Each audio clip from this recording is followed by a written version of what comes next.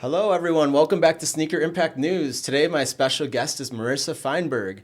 Marissa is the founder of Psychedelics for Climate Action, PSYCA, an organization dedicated to raising and expanding consciousness to discover pathways forward. Now launching in Miami with PSYCA Ambassador Yadiri Diaz. And previously, Marissa contributed to the co-working and environmental movements by co-founding Green Spaces New York for social entrepreneurs, which was acquired and became part of the Global Impact Hub Network. Feinberg also launched the Triple Bottom Y PR brand communications consultancy for values-aligned organizations, leading her to work with Nushama Psychedelic Wellness and inspiring her to help bridge these ecosystems. So guys, welcome to Marissa. Marissa, how you doing? I'm so good. I'm so happy to be here. Thank you so much for having me, Bryan, and Sneaker Impact. Cool. Well, today we want to learn all about your Miami launch and PSYCA and how you got started down this journey for climate action. So how do we get started here? Yeah. What got you started down this path? Sure. Tell us about the origin of PSYCA. Sure. So I recently fell into the psychedelic space, but for about 20 years, I was working in environmental social impact. I co-founded a co-working space called Green Spaces New York, which was the first of its time for environmental and social impact change makers. And my co-founder moved to Denver and started a space there. We moved from Brooklyn to Manhattan and was running that for about 8 years. And then it was acquired. It became part of the Global Impact Hub Network. And they still have environmental social impact co-working spaces all over the world. And then I worked for that parent company for 2 years, their VP PR and marketing. And then after that, I started consulting. And I didn't know what I wanted to do next. And I fell into the psychedelic space. So I was, supporting brands as a consultant. A company reached out called Nushama Psychedelic Wellness, which at the time was an idea. And I supported them from going from idea to inception to one of the nation's leading ketamine therapy brands. So I know there's a lot we could unpack there to start, actually. That's an amazing experience of, different industries all merging. I'm so interested in how you decided to marry climate action with psychedelics, because I think sometimes those two worlds don't often intersect. Yeah, they don't. But yet people have the core values and I've, as part of Miami Mushroom Fest, the foundation dedicated to raising awareness about, the benefits of not only medicinal and functional mushrooms, but also the psychedelic ones. There's many proven benefits. So, there's a stigma, but then there's the proven scientific benefits and the best practices and the scientific use of these compounds versus recreational and how the core values of people that are really grounded in these industries care about the planet. So, and that's what Sneaker Impact's all about. So how did you get so interested in climate action, and then how did the psychedelics angle come in? You mentioned you founded that. Now tell us, I know it was kind of two questions, but how did people on a day-to-day come into the hub and your shared spaces and do climate action? Can you give us some concrete examples? Sure. So there were companies that were like Sneaker Impact, right, that worked out of there. We actually had a company called Denim Therapy, and they were in charge of, people would mail in their jeans that were used, and they would get repaired and sent back. That's so similar to what we're up to. That's very similar. There were companies, organic food companies, Fig Food was one of them, and Whole Foods. A company rose out of it that was very popular for a while. Startups via ride-sharing company. So these were examples of some of the different entrepreneurs in our space. And so it was really gratifying to me to learn about social entrepreneurship. That's really the core of where I had my education in this space of, how do you do well and do good, right? And so there's the whole B Corp movement, the social enterprise movement. I was a member of the Social Venture Network. And working with organizations, a law firm, Bromberger Law, that does a lot of work in the ESG space and helps to create some of those structures to empower organizations to have their social enterprise, which is for profit, but also doing a good thing for the world, right? And I think there's a lot of misconceptions now around capitalism and what that means. And I think people see it as a black or white thing. You're either a nonprofit or you're for profit.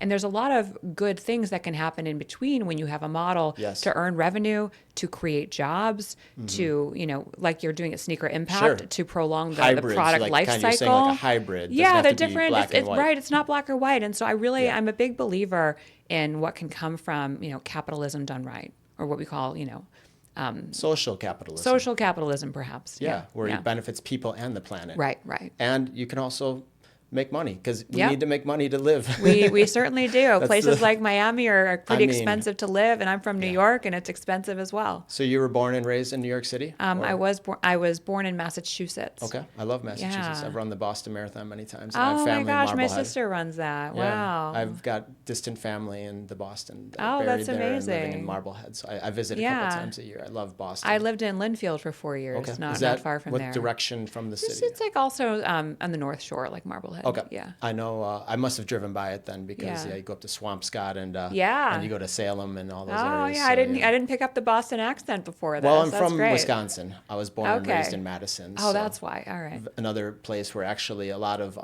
progressive ideas have come out Oh, of. cool. But it's Massachusetts as well is an area that we notice is very sustainable. And so you moved to New York City at a Yeah, age? I moved to New York City right after college. Okay. And then, that's when I ended up working in the environmental social impact space through the co-working initiative. And for me, that space just made a lot of sense. My mother was a social worker. Okay. My father now he's evolved into doing climatology and climate physics and science. Oh my God. And so Wow. this is kind of runs in my family. Yeah. I feel like I ended up at the hybrid of where they are, right? Already in climate, and then now in the psychedelic space, which has a lot of crossover with mental health. So important to talk about. Yeah. Very important. Yeah. So in terms of what to share next, after 8 years of running a co-working space, right? That's really kind of what led to this work. Kind of like a WeWork for more social. Exactly. It was when like a people- WeWork to break it down to like Yeah, if you're picture a Yeah. WeWork where every company is like Sneaker Impact. where they're doing good for the planet and for people. Yes, exactly. And the furniture was eco-friendly. We were cared about values, cultivating events almost every day about these various topics. And so imagine doing that for 8 years. I myself was holding a lot of space, and I was a little burnt out. Okay. And so I started consulting, and I called my consultancy Triple Bottom Y. It was just a name that popped into my head one day because I loved the whole field of purpose-driven marketing. Some leaders in that, Simon Sinek, Seth Godin, really the whole start with why model, and then combining that with the social enterprise space with the triple bottom line, people, planet, and profit. That I came from that social enterprise space believing Sure. in. From So like a when- B Corp, right? Right, exactly. So when you put those terms Can you repeat together, that? Those 3 words. Those are very sure. powerful. So triple bottom why, about aligning your personal why with your organizational why and your audiences. And when you do that, it highlights values aligning with the triple bottom line, people, planet, and profit. People, planet, profit. So those 3 P's are all. Yep.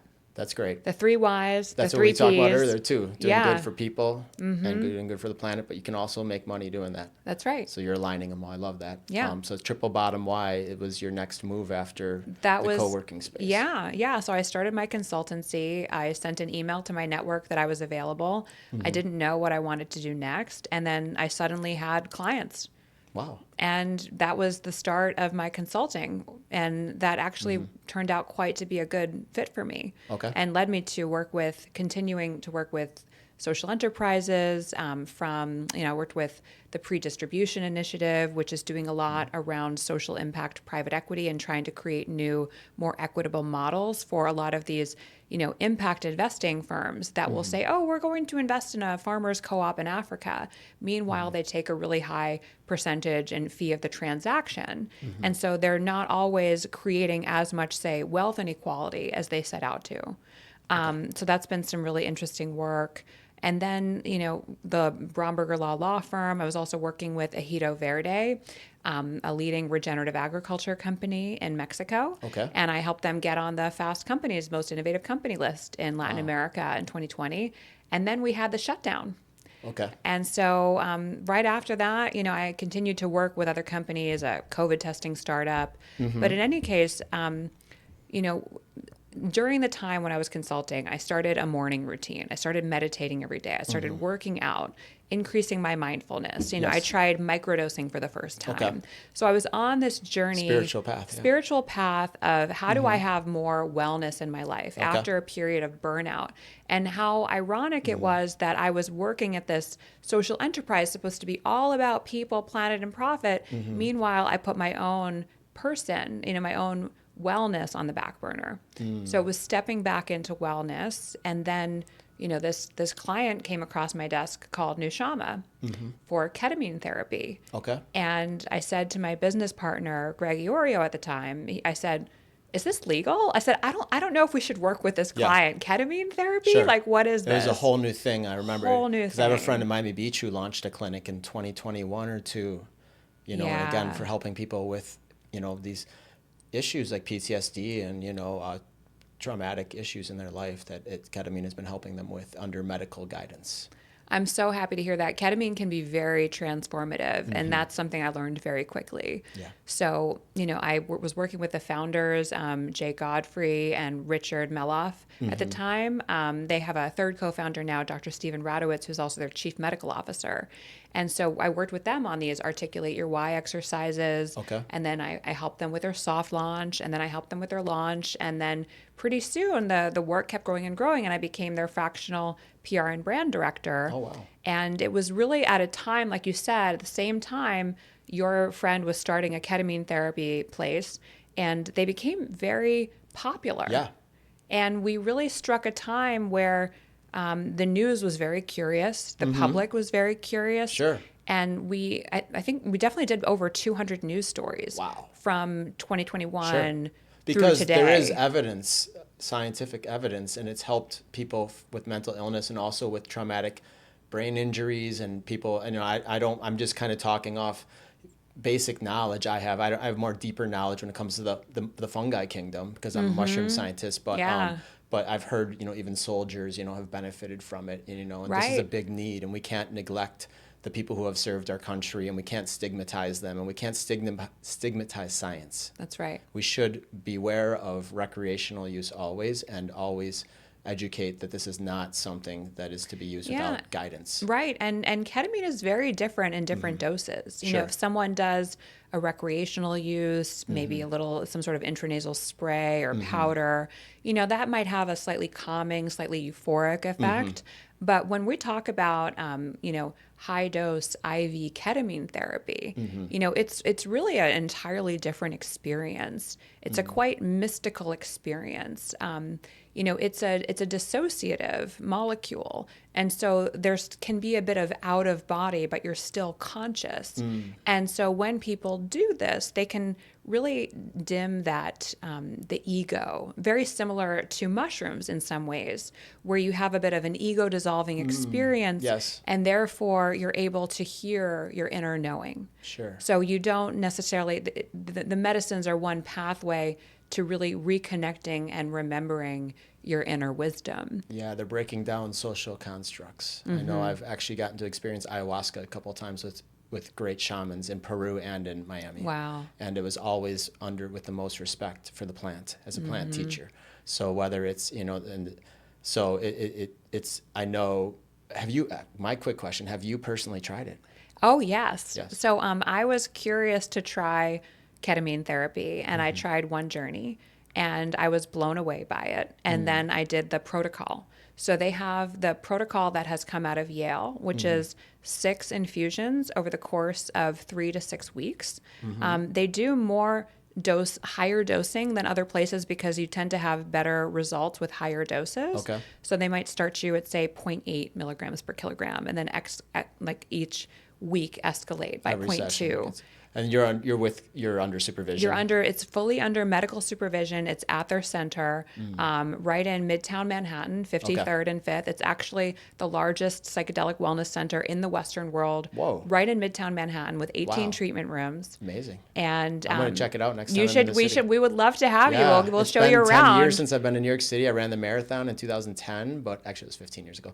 Oh my God. But I'm due for a visit. We work with Fleet Feet New York City and other Fleet Feet stores, and we work with Brooklyn Running Company and all these great running stores. So I'm coming up there potentially this year. So we're gonna get to hang out. And well, I got to have a sneaker impact tour, so I'm happy to give you a new Shama tour when you come to town. Yeah, we're gonna get into sneaker impact in a little bit because I want to get your opinions and thoughts and impressions from touring the facility today. But this is so exciting to hear that your journey has taken you through these different phases in your life, where it was first so driven as an entrepreneur, it sounds like, in creative spirit, and then you looked more into your spiritual well-being and taking care of your wellness. For sure. And versus just this world of, I mean, I'm sure New York City is kind of like Miami. It's this even bigger, It's right. It's not Kansas or it's not Wisconsin. Go. Yeah, noisy in a sense, but still beautiful. Yeah. I just heard, it could be noisy because of all the cars, just like Miami, but then you have so much beauty in New York City with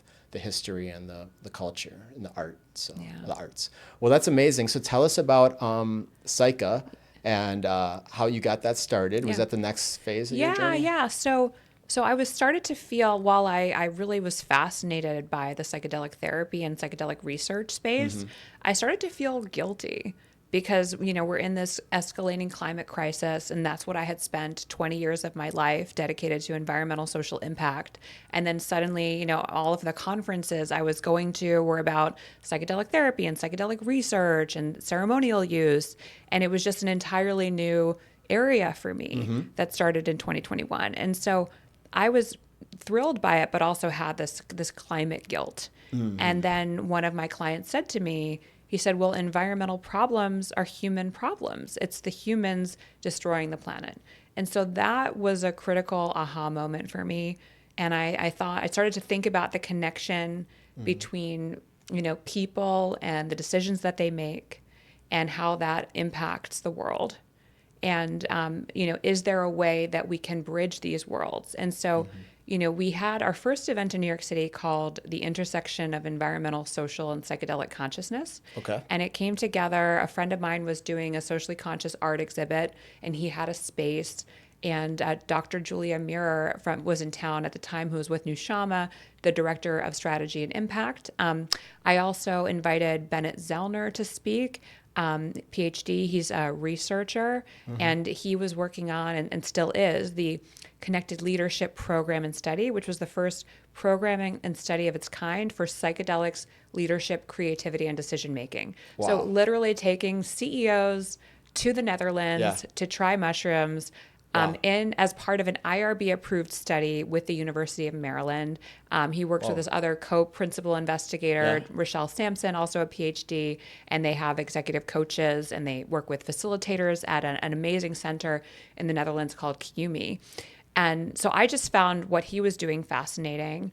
It's fascinating to me. Right? He started by talking about a pilot study that they had done for it, where they took people to the Netherlands and they started talking about regenerative business models. And the people looked up kind of confused and didn't understand the point, and the models didn't make sense to them. And then 2 mushroom dosings later, they said, it all makes sense. And then one of them went on to start a mental health company. Wow. So Very they had powerful. a really strong life change. People can make really strong life changes from these psychedelic experiences. Yep. Yeah, totally. I mean, from what I've read in my own research, it can help the communication between different parts of your brain to work better. Yeah. That's a big finding they've had, along with helping with depression-resistant cases. Psilocybin has proven benefits for depression, for medication resistant, at the point where it's just not getting you any results. And I know someone who's a FDA-approved doctor and scientist who uses psilocybin under clinical settings for these cases from Dr. Scott Fisher, and he's going to be at your launch party this Wednesday. So amazing. We hope to. I'm going to get him. I'm going to Can't get him wait there. to meet him. Yeah, I know Alan Epps is going to be there too, and I'll be there speaking. So, bless you.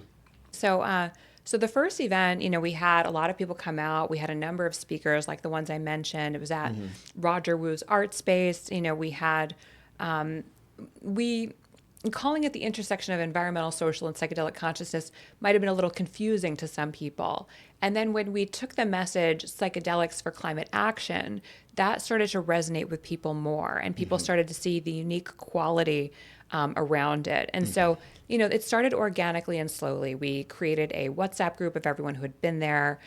We had another couple of events toward the end of the year in 2023. And then in 2024, we had a real uptick in activity. We hosted an event at CX in New York City, which is a private social club. Okay. And it was called Meet the Psychedelic Climate Leaders. Okay. And we spotlighted 17 different speakers working at the intersection, from, Maxie Cohen, who's creating a film called The Ayahuasca Diaries. We had Cameron Dubes, who has a new organization called All One Eco to help fund Indigenous communities. We had Bennett, we had Isadora Tang talking about her climate meditations that she does. So I can give you more examples, Sure. but in essence, we had 17 speakers, and we also had 17 journalists come. Wow. So we had a strong interest from the media in this topic, and we had about 300 people come out. Wow. So this was like a symposium in person. It was a with bit journalists and experts. Yeah, it felt a bit like a summit of some sort in the evening. And so from there, we knew we were onto something. So in May, we did an official launch where we created a website. We brought together a panel. We hosted a 150-person climate consciousness meditation. Wow. And that was another way to show how the mindfulness connects to people feeling embodied and people envisioning a new future through a tool like meditation, right? Because we do operate within the legal bounds of what we can do. So in New York City, we can do a climate consciousness meditation. We also offered on site, we had Blue Lotus, which were gummies provided by My Purple Lady. Okay. And so with those are not psychedelic, but they're psychoactive, right? More calming. The more I think calming, I'm familiar with Blue Lotus. A bit heart-centered. It's a flower, right? It is an Egyptian flower. Yeah, and I've heard of it. Right, and so we had one of the founders there educating people about the product and gifting it to people. So for people who wanted to try it, to enhance that experience as an option. Sure. And so with that, you can show how you can have a bit of an elevated experience or not, or just gain from being in an environment with. Meditation alone can unlock a lot of. It really can. Realizations. Yeah, some of my strongest realizations have come from meditative states. Or other states when I just get out of the shower and I'm not thinking, Exactly. right? When you're in that not thinking space. Or more focused with a group. Like one time I went to a place in Miami called Sacred Space, and it was a guided flute psychedelic meditation. Oh, wow. But there were no psychedelics involved, but we went into a state of where we were feeling like we were floating. Our eyes were closed for like an hour and a half, and it was in a group of about 100 people or so. Wow. And there was a shaman leading it who was actually the shaman who served the ayahuasca to me and others in a group setting. And he led, without psychedelics, a flute-led meditation. And I felt like it was just unreal. I mean, it definitely, you can go into different, areas of that are outside your body, even with meditation. And so it just shows you that whether it's psychedelics aiding people in making these connections or meditation, I think those are both great options for people. If someone isn't ready for psychedelics, because we know there are still a lot of misconceptions and somewhat of a lack of education, which is why another reason I'm so glad to have you here today, is because it's so important to hear from so many voices, on this topic. And as a woman too, it's very interesting to have your take on it. Sure, thank you so much. So continue if you have any more to add on that. So in terms of, what else we've been doing since then, we hosted in New York Psychedelic Climate Week. So Climate Week in New York City has become a very popular event engaging, the whole climate space in the city. And it can be like a psychedelic experience because people fly in from all over the world, they have big dreams, revelations, and then they return to their lives. So how do you prepare for that? How do you integrate that? Make sure you have the most of your experience. So Psychedelic Climate Week, our goal was to be the bookends of Climate Week, to be the preparation and the integration. And so we hosted a Climate Week event at Okay. CX in New York. We brought together, I think, about 25 different speakers and as many community partners for that effort, and had all kinds of topics from Indigenous wisdom, regeneration, the idea of, balancing investing and impact.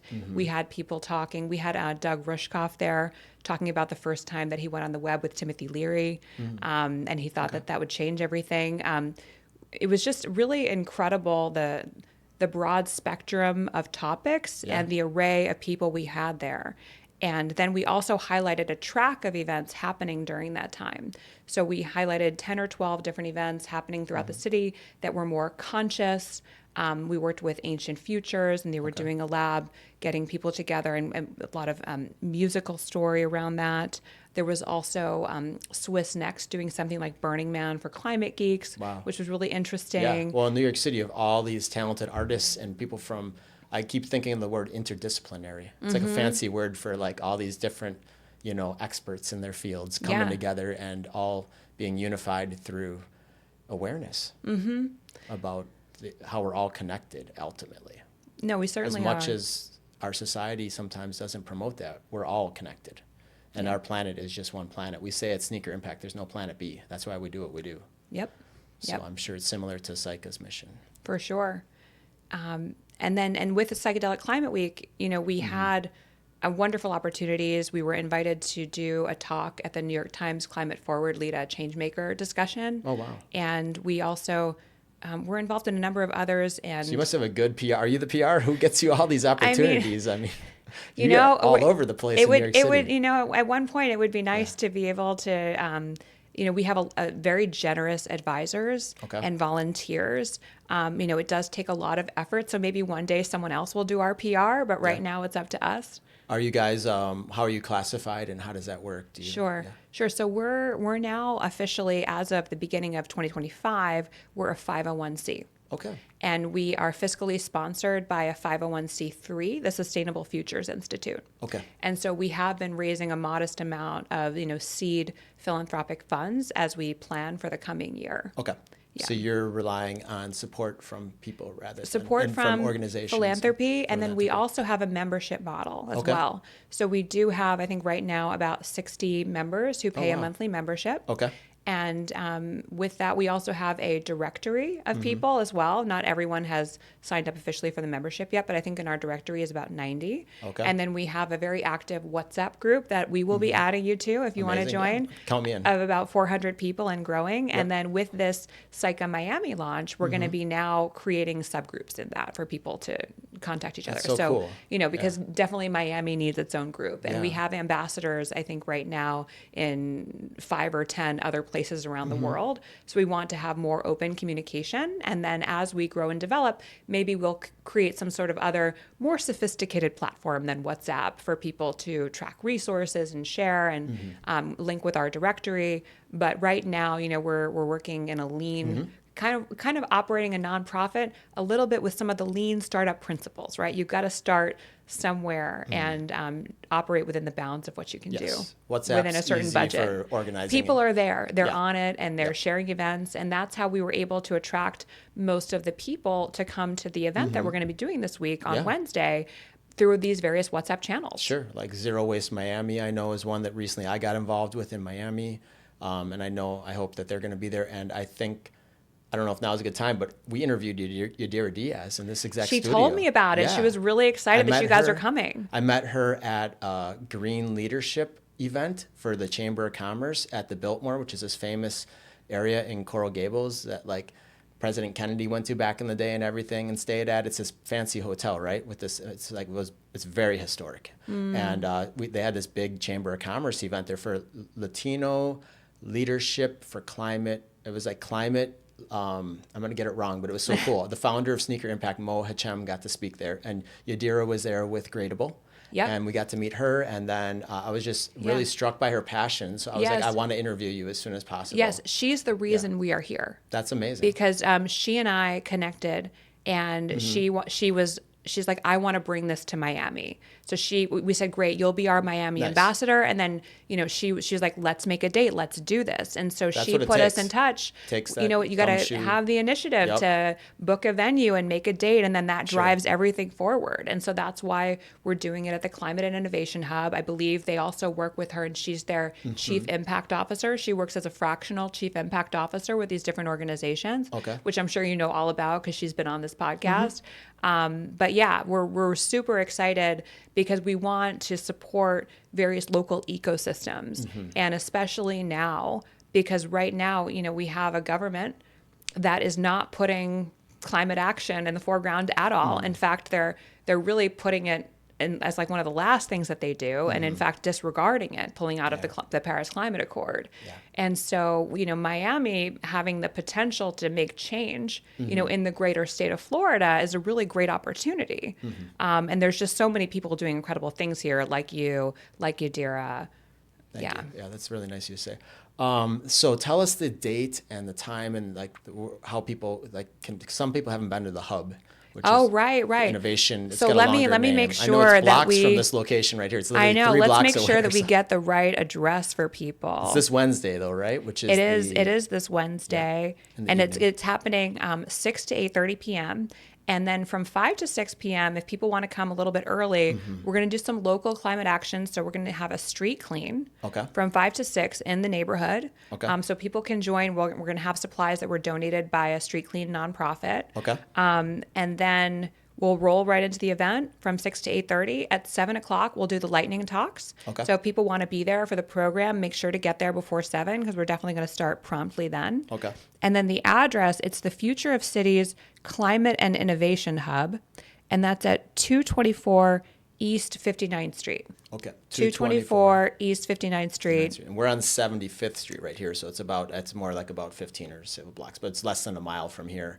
So it's in the Little River / Buena Vista, or I guess they'll call that Little River still down there. We're in Little River right here, which is near Little Haiti. All right, you've It's got to all part of educate me Miami. about this So because just I don't like know New my York City, neighborhoods. you're going to Sunset Harbor later. That's Miami Beach. This is Yeah. Little River. There's a Okay. river that comes through here with tons of manatees in it, and I've actually helped clean it up about 5 times in the last year with my friends, where we go out on our kayaks. Oh, wow. And we pick up all the trash in the river, and it's something that I've been passionate about. Is I was paddleboarding out there, and I saw the trash, and I've always done cleanups, so I'll be out there cleaning this Wednesday with you guys. Even with my tough Achilles tendon surgeries, I'm gonna be out. No, take I'm not care trying of to make this yourself, sad. whatever. It's just I learned I can't bend from the waist anymore, and All I right. got the good we're clicker. getting the tongs. I've actually got Yeah. a really nice one. I used to have one quick thing is don't buy the ones at the dollar store. They break Okay. within a day, especially in the river. Good to know. But if you buy the nicer ones, the $20 ones, those will last years. Okay. And you really do need to invest in a high quality picker, and it will save your back, because I did hurt my back recently. So I'm going to bring my picker on careful. Wednesday. Be really You're going to provide the careful. gloves and the bags Yep. and everything. Yep. The We'll supplies that provide people that.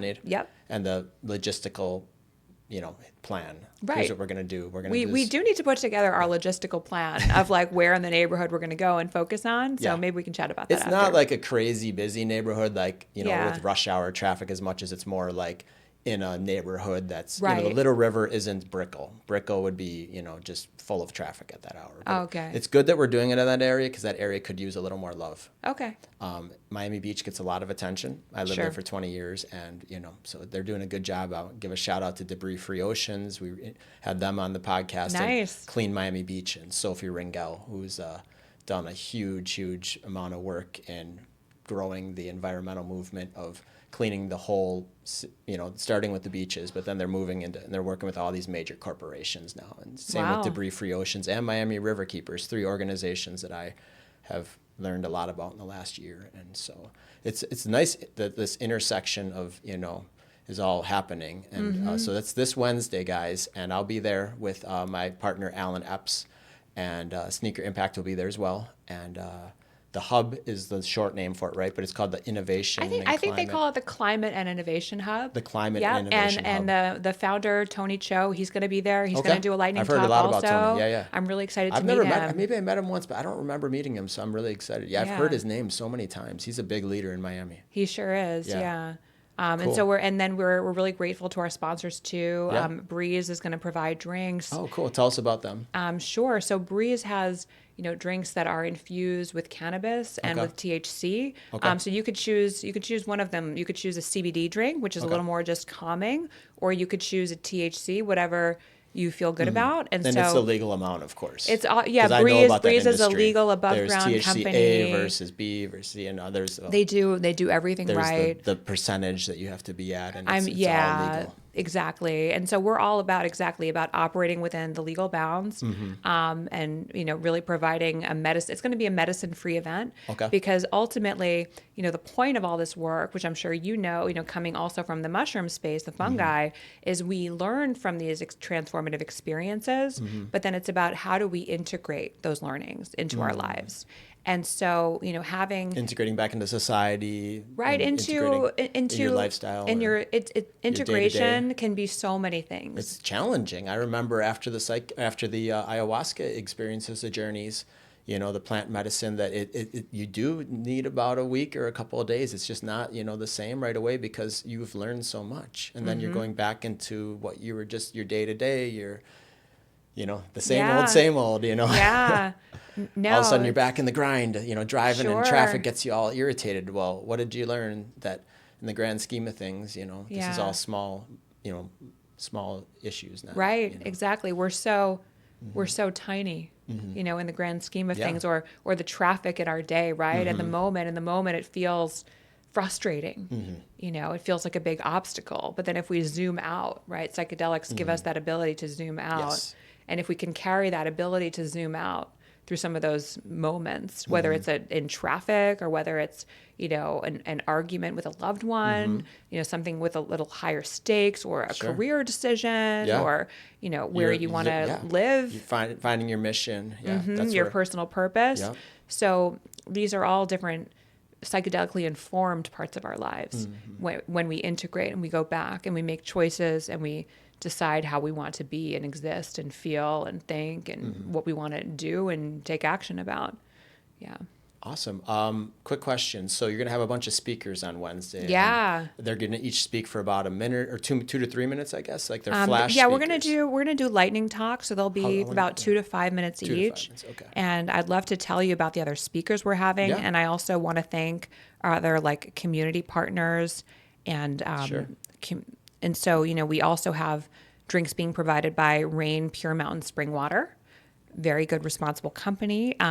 Menta, a physical platform at the intersection of longevity and brain health, is partnering with us. Okay. Miami Mushroom Fest and the Climate and Innovation Hub.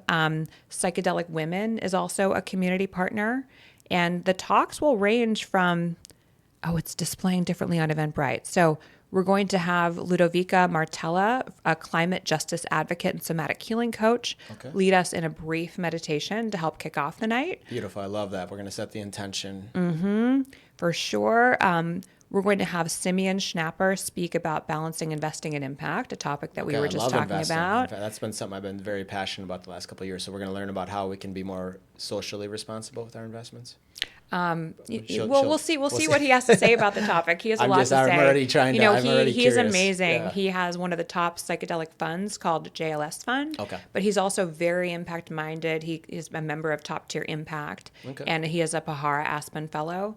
So he's really deep in the space. And we're going to have Giselle World speak about Indigenous wisdom, Yes, plant I've heard her medicine, name. She's been the part power of of the community sacred here. chance. Sorry. Yeah. No, she's amazing. She's a big name. I know at some of the festivals I've gone to, like Art With Me and some of these other ones that are very conscious. She's been one of the names that I've seen. I'm so glad to on hear the that. roster. I don't know Yeah, a dear friend introduced us, Joey Greiner, one of our advisors in New York. Cool. Yeah, and so we're so grateful for people like him, making these connections, because when we come to Miami, we wanted to bring this to Miami. Part of it is, who should we bring to speak at this event and do a talk, and who should be there at the event, and who should be, engaging us in what they're doing when we do our next event in Miami. So we really want to bring together the ecosystem and then figure out, okay, who we attracted, who do we miss, who do we want to engage next time? We really want to grow and build this ecosystem here and shine a light on everything, and to inspire other communities to do the same. And so we are going to have, someone from Breeze is going to speak as well. You and Alan are going to do a lightning talk. About how mushrooms can help with ecology, right? But also about the human consciousness element. Right. Alan, I think, is going to speak more on the human consciousness. Yeah. Because he's a deep poet, and I think he's love going to share a poem that. for us. Yeah. That's so great. Don't want to give away too much, but I want to hear. I hope it's about how humans can be like mushrooms. he has some mushroom-specific poems that are incredible. I mean, we have one on my YouTube page people can check out, but that I did in the studio. But yeah, he's an incredible poet and person. So so he'll be there, and I'm gonna talk, just not to give away too much, but just about how our planet depends on fungi and people. Yeah. And the interconnection between the soil and the forests and people, and really just the ecology of our planet is, I mean, humans are part of it. We're part of the ecosystem. For sure. For sure. So who else we have on Wednesday? Anyone else? We have more people. Yeah, it keeps going. So we're going to have a talk about healing nature from within from Maria Velkova with Tabula Rasa and Thea, and she's part of the Benzinga Psychedelic Advisory Council. We're going to have Dr. Julia Muir speak about psychedelics, community, and mental health. We're going to have Francesca, I think it's Cerconi. I don't know if I'm pronouncing that right. I hope I didn't not pronounce it right, but she's a ketamine-assisted psychotherapist, and she's going to talk about the clinical implications of climate change. We also have Houston Cypress with the Otter Clan and Miccosukee tribe. I don't know if I pronounced that correctly. No, with, you did. With Miccosukee. Miccosukee. It's With very close. with that tribe of Indians of Florida, Yep. speaking about walking skies while guarding lands. I'm really excited to hear him speak. And we're going to then lead into an ecstatic flow integration for an Earth Party closing with Genergy, That's Jen my Marambo. good friend, Jennifer Marambo. Oh, I'm Yeah, so yeah. happy to hear Yeah, that. we've been friends for many years. She's a sweetheart. She's so full of energy. That's why Genergy. That's She amazing. Gets everyone to get out of their stiff bodies and get connected, and through ecstasy and through, just passion, and through, but also just personal expression with no judgments. I think I don't want to, again, I don't like to try to give away too much, but she is a part of many events. She's everywhere, and all the events I go to, for like Fireflies is like a conscious community festival in Homestead that has all these healers come together, and I've DJ'd there with Alan, and we've had Miami Mushroom Fest has been part of that event. Yeah. It's all about consciousness through art and through community and agriculture and all these things intersecting, and really art too. Art is part of it. That's so I think art. Art is a big part. That is one of our core themes at PSYCA.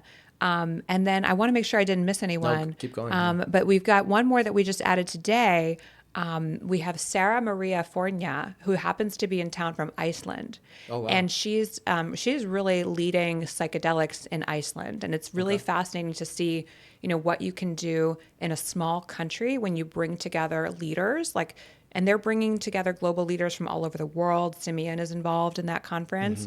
And so she's going to talk about, how to take local action, right? Because right now, with the federal government in the U.S. making so many changes on a daily basis, it's really up to local governments to take the power back, right? To show where they're going to set their boundaries, how they're going to push back, and how they're going to push forward with what the people want. Okay. So local action is more important than ever, and so I'm really excited to hear from her as an inspiration for what we're doing. Wow, people from all over the planet. It sounds I like. know. I And can't. When she told me this morning she was going to be here, I said we must have you speak. That's awesome. So we're adding her. So if you come on Wednesday, you're going to make a lot of friends. You're going to make a lot of friends. Learn a lot. For sure. And you're going to feel a lot. Oh yeah. Because you're going to go within your body and without medicine even needed. No medicine needed. You can learn about medicine if it'll you be an want. elevated experience because you will be really excited to be there.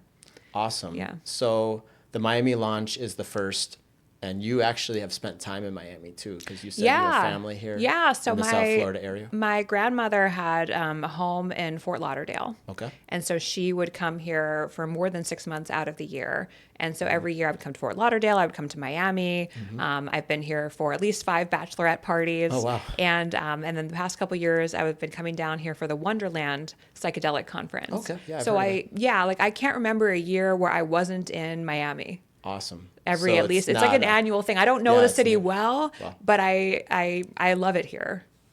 Well, Yeah. it's got some similarities in New York City, and a lot of people from New York go back and forth, and Right. there's that synergy. And I've made so many New York friends since the shutdown. Right. So many of my Yeah, friends moved here, Yeah. stayed here. I'm excited to see them. They're going to come Yeah. out. So there's that bridge between these two intellectual hubs, and it's so interesting. So I'm excited to see how this first kickoff party goes. I know it's going to go incredible.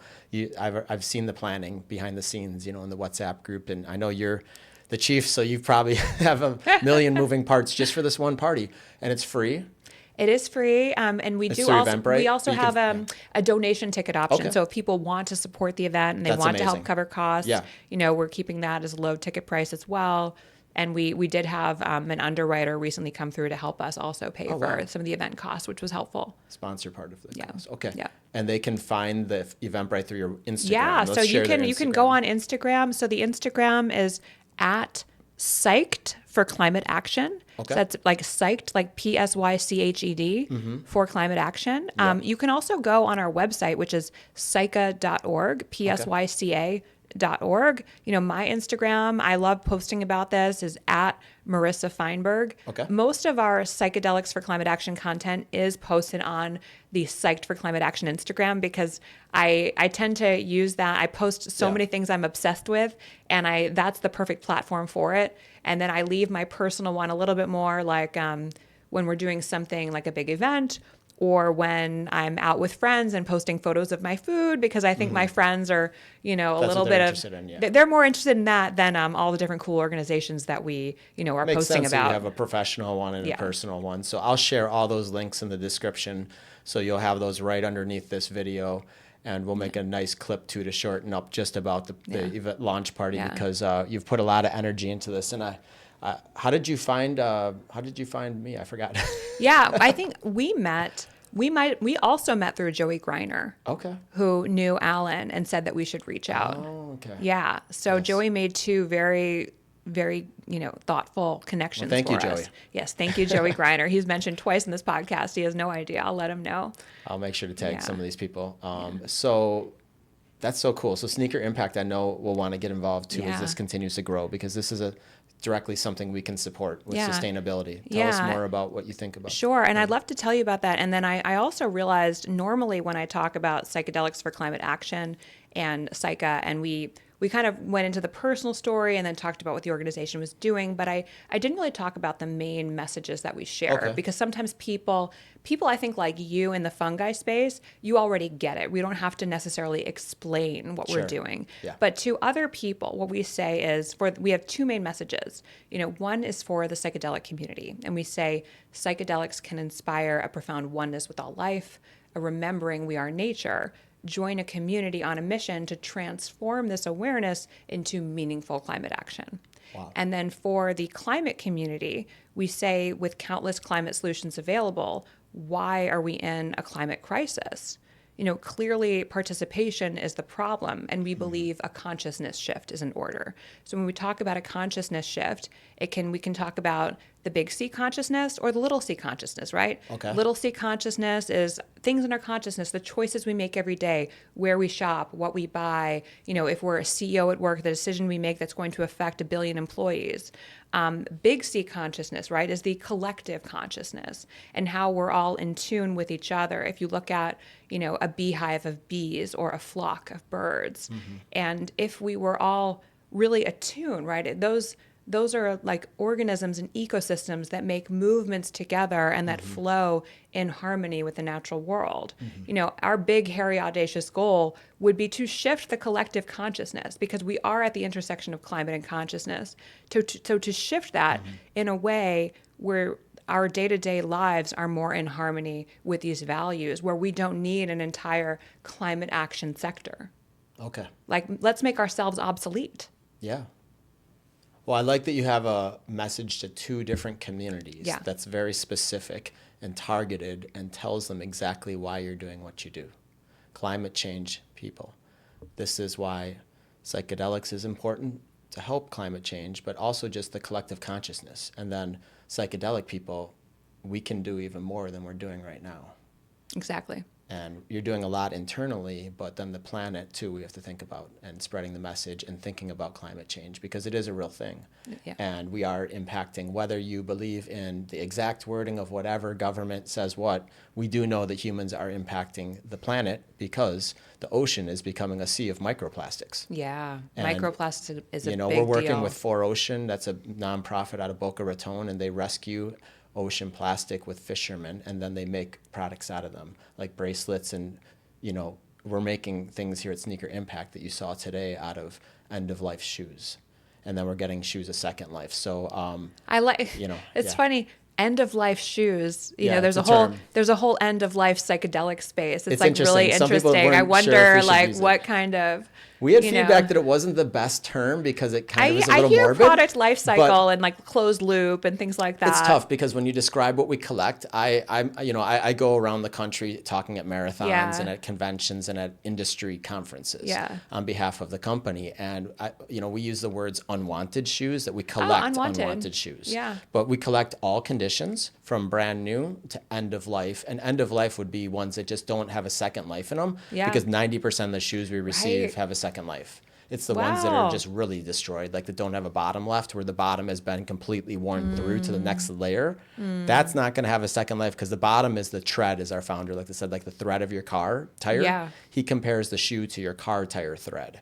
Now, if there's a rip in the upper on your shoe, our merchants and families can repair the shoes with sewing them, with redoing the heel, with the heel got destroyed by a dog or just through use. Or if the upper's ripped, or if it looks really dirty, they put them through a detergent cleaning system where it's like these big, it's just, they do it old school, they do it new school. It's just all these different techniques of how do you make a shoe that's been worn for a long time, maybe by a runner or maybe just by a normal citizen. How do we make it look as beautiful again as possible? Do we put some new laces? Do we, they make it look as white as possible or clean as possible? Yes. But then they also give it love.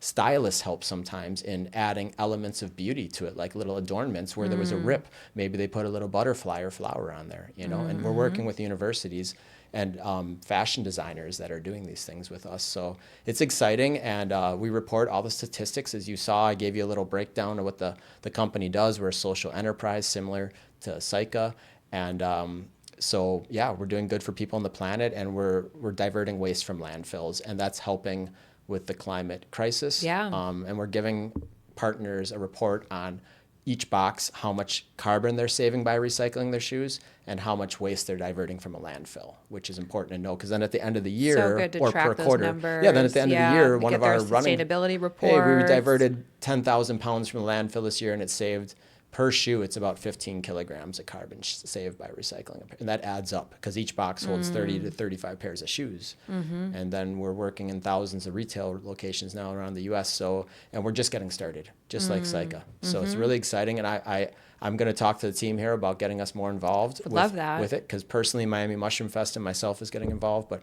what were your impressions of Sneaker Impact today, seeing it for the first time? Oh, I was really blown away by the magnitude and scale of what you're doing. I mean, those impact numbers, didn't it say something like 21 million pairs of shoes that you've helped? And you say you receive 50,000 pairs of shoes a month? Upwards of 500,000, actually. Upwards of 500,000. Okay, I remember the 400,000 and 7,000. I remember something about number 5. All right, I'm not a numbers person. You got a lot of numbers today between the kilograms of carbon and the pounds of waste and the the partners. We're in so many different partners, from gyms to running stores to universities to. I mean, that's incredible. I mean, establishing those partnerships, right? Getting a retail store to put your bin there, right? When retail stores are taught to maximize shelf space, and showing like that they're gonna make that commitment. That is huge, and sharing names of brands that I know of very well. From like Fleet Feet, I've heard of, that's very popular where my parents live in North Carolina, to other big brands. You mentioned Nike. So it's just Room and a couple others, Orange Theory. Just to throw out a Orange couple. Theory is huge in New York City. Yeah, and there's so many I'm missing right now, but we're working with amazing universities like Miami-Dade College and FIU, Florida International University, one of the largest universities in the U.S., and also University of Miami. So all the local universities, we get to go and meet with the students, and they're getting involved, and it's just really fun. So, I mean, it should be fun. If it's not fun, then you have to question your why. Right. For sure. So what else can we cover today? What other topics are near and dear to your heart? What Sure. other passions outside of climate change Yeah. Well, do you want to talk about? I could talk about other things, or I could talk about what we're looking to do this year. Sure. Tell us about your 2025 Yeah. initiatives. So really, this year we have a theory of change, and some of which we've worked on in 2024, and then more of it we want to do in 2025. So our theory of change is around embodiment, getting people to reconnect with their power and agency in a time of climate crisis. Psychedelics, meditation, cacao, yoga. These are all different ways that people can do that. Not just that, but also building our mycelial network for this change. Okay. And it's funny. Someone told me, they said, you should only have 3 things in your theory of change. And we have 6. And so now I'm like, Oh, you know wow. what? I actually do need to look down at my notes. So hang on one second. That's okay. I want to be mindful of how long we've been recording Yeah, too. we're doing pretty good. We're going on an hour. Looks like 54 minutes. Okay. All right. So yeah, I mean, But we got some time we still. can talk about other things, or if you think No, I mean, I want to hear about the six Maybe- the six mission, okay, hang on. and also your mission. I think, have you read your mission, your why, and your mission? Yeah. we talked about so we your did why. we did talk about that, but so ultimately we're about a consciousness shift, right? And that can happen from psychedelics, it can happen from meditation, and what we're focused on right now, bringing together, bridging and convening the psychedelic and climate communities, which is our change strategy. How do we turn the biggest climate problem into a consciousness opportunity, Wow. right? Yeah, and operate in this complex world of politics and Yeah. money. Yeah. There's And so different much. cultures and Yeah. backgrounds and socioeconomic, Yeah. So yeah, I mean, so we're looking at, the consciousness shift. And when we talk about, the consciousness shift, it can be from, reconnecting to nature, reconnecting to self, to community, feeling your power and agency, right? It's one thing to know I have the ability to make a change. It's another thing to feel it in your body and to feel empowered to do something, right? And also be supported by community, because we're in this era where the federal government is not supporting climate. It's really up to all of us to be stewards of climate, I love that. to take this Yep. collective ownership We are and stewards. stewardship, right? Every single person's a steward of All planet of Earth. us. Yep. All we of all us. have that power, like you said, Right. the agency. Right. No matter where you work or what you do or how old you are or, what your race is, anything, Sure. like we are all in this together on this planet as family. Yeah. So- What is your take on? Some people think that sustainability is that's something that only privileged people have the opportunity to think about. It's a really sad perception and reality in a lot of cases, right? Because it depends on, for example, if you look at groceries, as simple as that, some people might want to shop at Whole Foods and maybe can't afford it, right? And they go and they look for sustainable brands, maybe at Trader Joe's, or maybe, and there are some B Corp brands in there. Or I don't know, what are the other stores? What are some of the grocery stores in Miami? Well, the sad thing is there's food deserts, and There's lot of food these deserts, these yeah. bigger cities. And in Miami, there are food deserts. And unfortunately, what the statistics show is that in poorer areas, they don't have the access to the Whole Foods or even a Publix. They might only have Right, the they might Publix. only have, That's and what there's I'm a Publix saying. Greenwise, by right, the way. right. The So Greenwise that's brand a is way that it becomes more accessible through a Sure. brand like that. And they're getting more and more green because, an Earth Day every year, we see it really with all the big brands showing off what they are doing new. But Publix now, I'll give them a shout out. They're making benches out of some of their bags. Wow. The bags, they do recycle their bags if you want to bring them back to the store. And you can buy their green bags, of course. Most grocery stores give you that option. You can buy a Publix reusable green bag. And I'm sure, there's many other, I don't have to just give them a shout out in that aspect. But they are recycling their, what is the word? Ubiquitous Yeah. bags that you see everywhere in South Florida. Anyone who lives or visits here knows about Publix. Now they're making the bags into things like benches because they can take those plastics and grind them, and they're doing interesting things now. I was just learning how with the shoes, they have to use a special gas just to separate certain materials, but I should even probably cut that out. It's insider info. But the interesting thing is that back to the food deserts, not everyone has equal access to food. And there's statistics that show that people that aren't from higher income don't have the same access, because it's not the distance to go to the grocery store could be 10 or 15 miles versus all they have is a convenience store in their neighborhood, literally within 2 or 3 miles, just a convenience store to get maybe a banana, maybe an apple, but they don't have a choice on like multiple different options or conventional versus organic or gluten-free or whatever they need, vegan stuff. It's the same, and you raised two things, because it's about price, but it's also the time it takes to do all of that, and then also to prepare your food. Sure. And so some people, whether they lack time and money, single family house or single parent household, struggle preparing food for all of your children. And or whether you even just whether it's food for yourself, affordability. So, in terms of sustainability, I could see how it could be perceived that way. It's getting better, but like in the 80s and 90s, it was way worse, the food desert issue. And, it's getting a little better, but it's still something that I've heard brought up in the space. So, but, again, back to, privilege, does it allow you to start thinking more about sustainability? Probably yes, in the sense that, but I don't like the word privilege, first of all, because everyone's on a different path, and I don't like to label people. You know what I mean?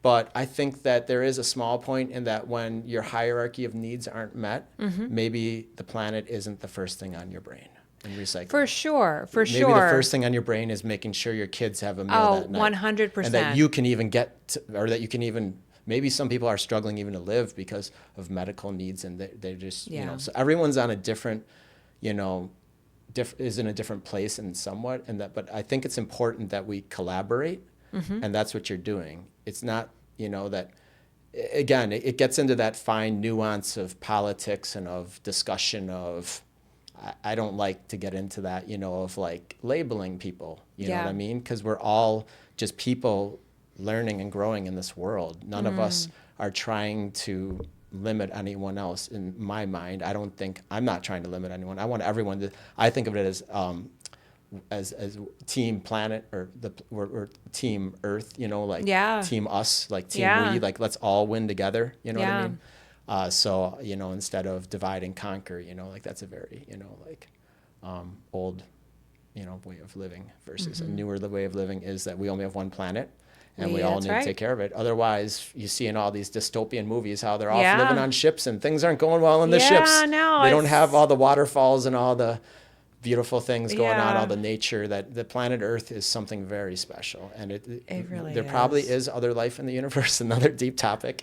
But this planet is the one that we live on, and we can't even think about. I know we're going to be going to Mars soon, and I have to say I have a personal bias against all of the space, development, because if we just took all those funds, those billions of dollars, and put them back into, regenerating the planet. Sure. There's a lot of money going into not only why but also the military. We're never going to have a viable planet to live on in this lifetime. Yeah.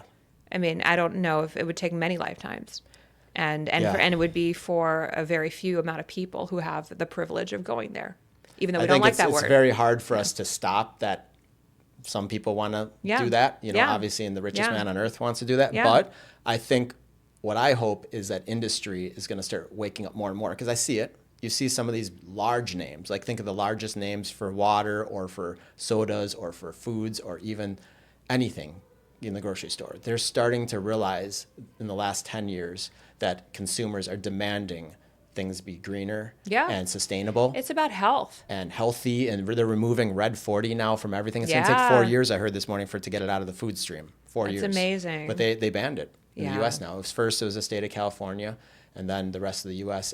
But Europe has banned hundreds of, I'm a former skincare scientist and worked for a nutrition company for many years. And I was the scientist that helped create the products, but also educated about the labels. And Europe and other parts of the world are much further ahead in terms of protecting human health and the environment. Let's just be honest. The U.S. is catching up. The Western world is catching up. Now, it's not a blanket black and white. Yes, there are countries in other parts of the world that are doing a worse job than us. But there are some very good green examples in Europe, let's say, and South America, where they're in places like Costa Rica, super sustainable, renewable energies, more national parks than any other country on earth, So that's the things I'm passionate about is, protecting the planet. Yep. But we also have to be able to, we also need fuel, and we need to, there has to be some commerce, of course. It's a complex subject, because you have to get everyone to come together, which is let's go back to the Psycha launch. That's what your purpose is, to bring us all. So hopefully on Wednesday, we'll get some people that might have caught this or caught your Instagram or caught through a word of mouth, through a friend, through one of these organizations we mentioned today, like Gradable and Yadira, spreading the word in all of her networks. And then, all these great groups that are coming to help on Wednesday. I'm sure you're going to get a great turnout, and we're gonna shout it out tomorrow on Amazing. YouTube. So yeah. So any final parting words and messages you want to share with us? In terms of what we're looking to do this year is really to really hone in on that Psychedelics for Climate Action and continue to grow these education and awareness events, but also to cultivate and grow initiatives. And so one thing, for example, we would like to have ready for the Psychedelic Science Conference coming up in June is like a climate action integration guide. So for when people in psychedelics, they go on a journey, they get inspired, and then they want to make changes, after the journey in that refractory window where you're looking to develop new habits, how do you get involved in your local climate action community? We want to give people a guide to do that. In Earth Month, we're looking to do an event around healing and expanding healing from the self, which is really the Western focus.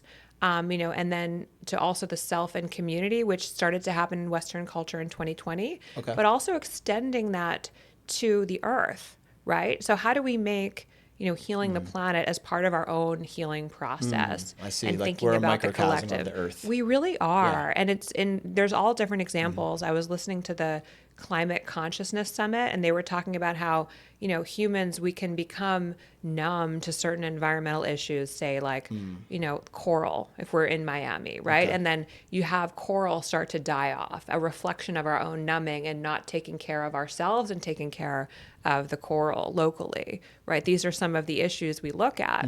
So if we expand, how we look at healing, that could be a really interesting pathway to change.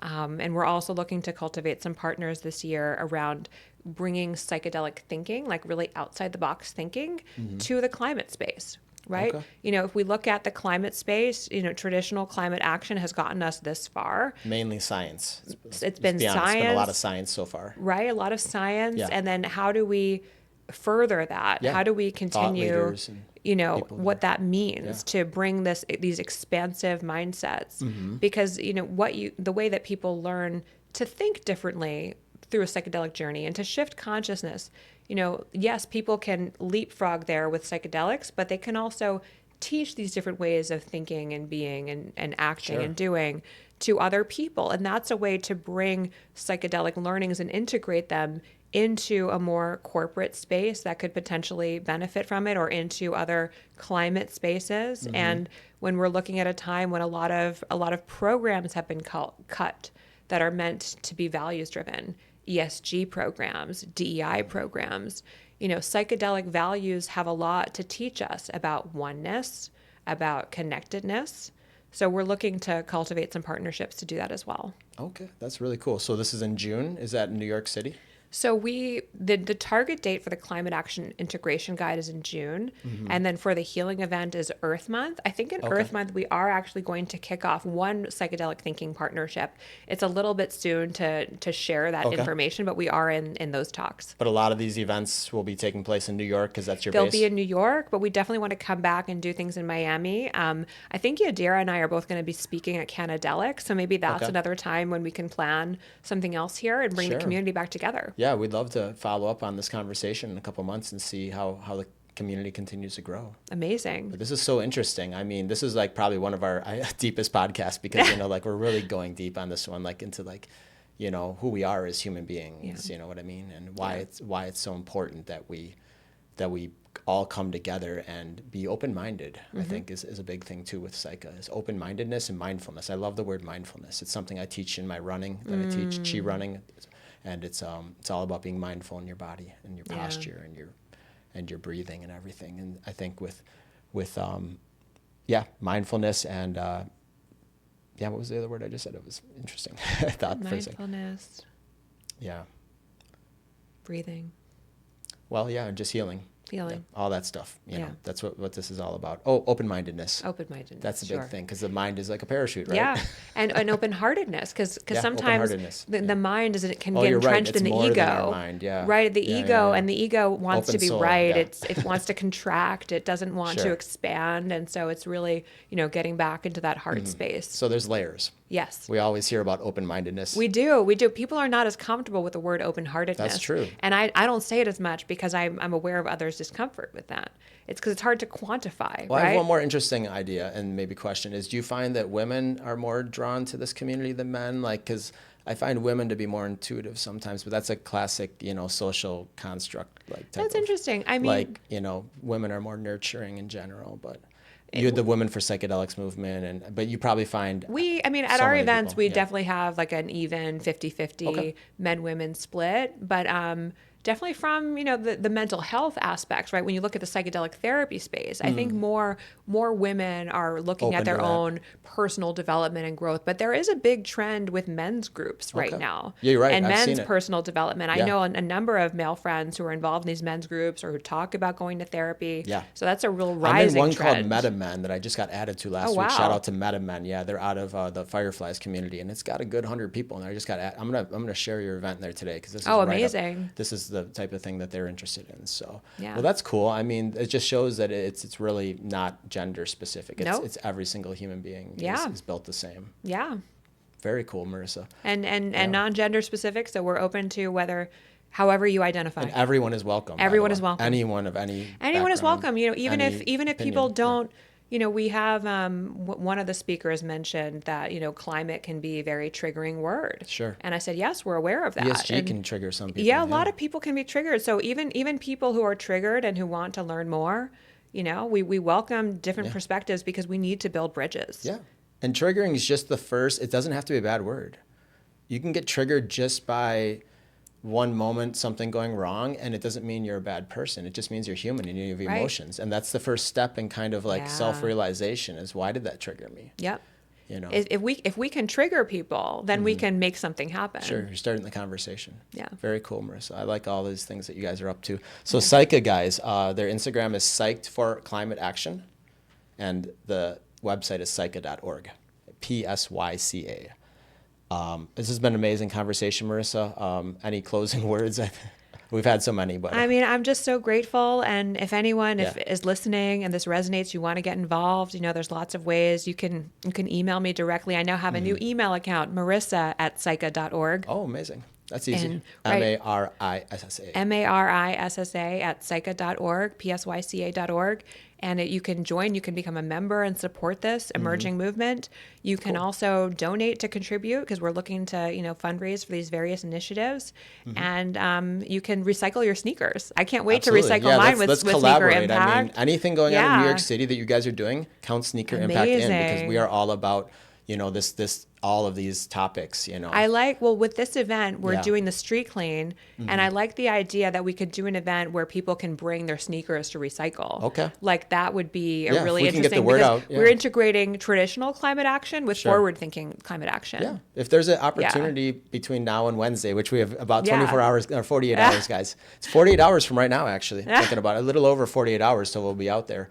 And so we'll get this out tomorrow. And if people can bring their unwanted sneakers, we'll give them And a second home. we'll see if we can make that update, but if not, definitely in New York. For sure. When we have events For sure. coming up, would love to integrate Count that. us in. Yeah, we've got ambassadors up there. I'll go up there. Amazing. And this is amazing, Marissa. Well, guys, let's show up and show some love and support for PSYCA this Wednesday for their Miami launch. And Marissa, thank you again for your time today and for sharing your passion about helping the world become a better place. Thank you so much for having me, Bryan. All right. Well, guys, we'll see you soon for another episode. Take care.